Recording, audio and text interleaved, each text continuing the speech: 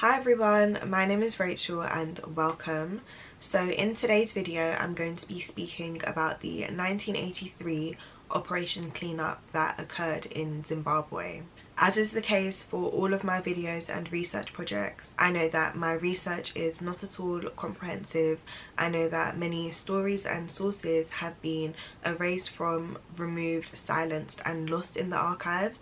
This is simply a compilation of sources and information that I could find. So if you think I've missed anything out or you have any personal stories relating to this topic, feel free to put it in the comment section below or DM it to me on Instagram and I will share it on this platform. So let's get straight into it. Operation Cleanup was an operation by the government-funded police force in Zimbabwe to mend what they believed was Zimbabwe's moral problem. And they hoped to do this by, quote, ridding major urban areas of so-called prostitutes and vagrants. And this conception of a vagrant adopted by the Zimbabwean government was largely founded on the colonial Rhodesian 1960 Vagrant Act. This operation was largely concentrated in Zimbabwe's capital of Harare. According to scholar Clement Masakure, on Friday the 28th of October 1983,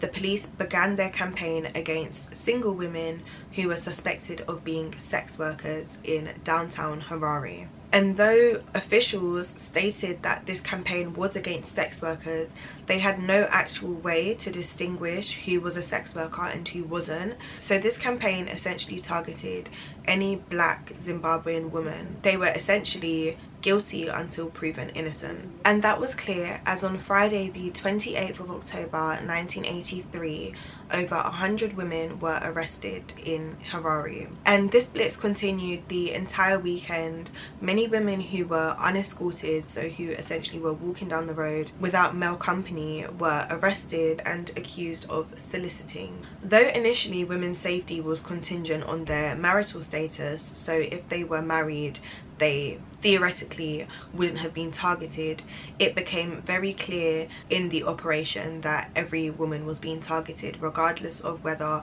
the woman claimed to be married or not. In the high density district of Kambazuma, every woman found at the time of the raid was arrested regardless of whether or not she was accompanied by a man. More generally, if police officers came across a group of young women or girls at that, they would interrogate them, ask them where they're going, where they're coming from, and if they didn't answer adequately they would be arrested. More often than not, the young women couldn't answer to the standard that police officers were happy with and were subsequently taken to prison. For example, a woman and her friends were walking to work at 6:30 in the morning and a police officer stopped them and asked them for documents, and she says, "The officers asked us for identity documents.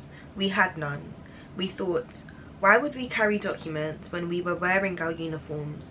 And in any case, this was independent Zimbabwe and not Rhodesia." Very quickly, it became understood locally that these police officers were targeting women, but it soon became known that authorities had arrested over 500 people in the high-density shanty town of Mbara Musika, which was very close to the market. Not only had they been arrested, but they had been transported to Chukrubi. I'm not sure if I pronounced that correctly, I probably didn't. It was a maximum security prison where very dangerous prisoners were kept. The Women's Action Group, a grassroots organisation set up after Operation Cleanup, reported that there appeared to be no discrimination. Old women, young mothers with babies on their backs, girls of 11 and 12 years old were included in this sweep, and many of them, whilst being imprisoned and also whilst being interrogated, experienced a lot of gendered and sexual violence against them. They lost their jobs and even their homes after and during Operation Cleanup.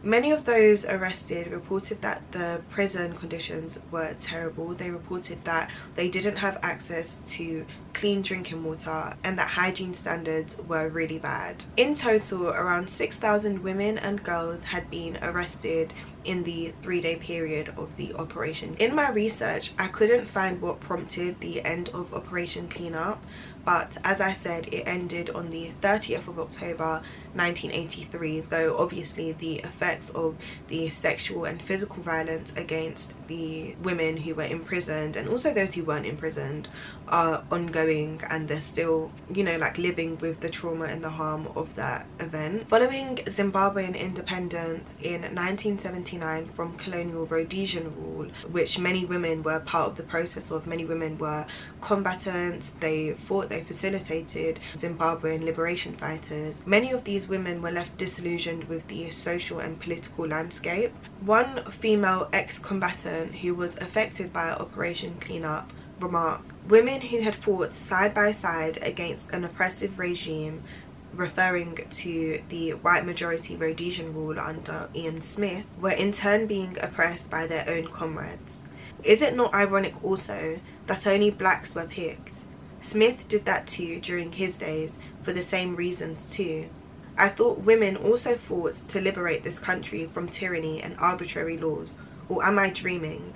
Please someone tell me I am dreaming." The 1983 Operation Cleanup that occurred in Zimbabwe is just testament to how so many post-independent states embody neo-colonial and neoliberal politics. Like, their desire to invest in respectability politics caused so much trauma and pain to the working class and poor and female population of Zimbabwe. And the extent of these neo-colonial and neoliberal politics is contextualized when considering the nexus and intersection of youth, urban entertainment spaces and sexual behavior that was heavily policed in the pre-1979 era that occurred in Rhodesia under President Ian Smith, especially that of shebeens, which were entertainment spaces that young people would go to. They didn't even try to address the structural problems that meant that many women were forced into sex work, and their inability to do that meant that even in the days and months and years following Operation Cleanup, so many black Zimbabwean women were targeted and arrested for baby dumping and for getting an abortion. And these women were constantly monitored and surveilled by the state following the end of Operation Cleanup. So even though it officially ended, the surveillance and policing of many black Zimbabwean women continued. This social engineering project in the relatively new state of Zimbabwe was so cruel to black Zimbabwean women, especially when considering that they actually fought alongside the people who were policing them. Like, they were actively and like physically involved in the Zimbabwean War of Liberation, and this is how they were treated. And even if they hadn't have fought alongside them, you know, it still didn't warrant the violence inflicted. And even if they were sex workers, it still didn't warrant the surveillance, the imprisonment, the interrogation and the pain and trauma inflicted on them. And since the Operation Cleanup in 1983, community organizations such as the Women's Action Group in Zimbabwe have since collected stories from Zimbabwean women who were victims of the operation, and they've just been supporting them generally. So I will leave a link to their website below where you can find them, because the work that they do is really important, because I think a lot of gendered violence, especially in Africa in the years succeeding independence, was very brutal to black women. So that is it for this video. I hope you've learned something if you didn't know anything, and if you did know some of it, I hope you know a little bit more. But yeah, I will see you in my next video. Bye.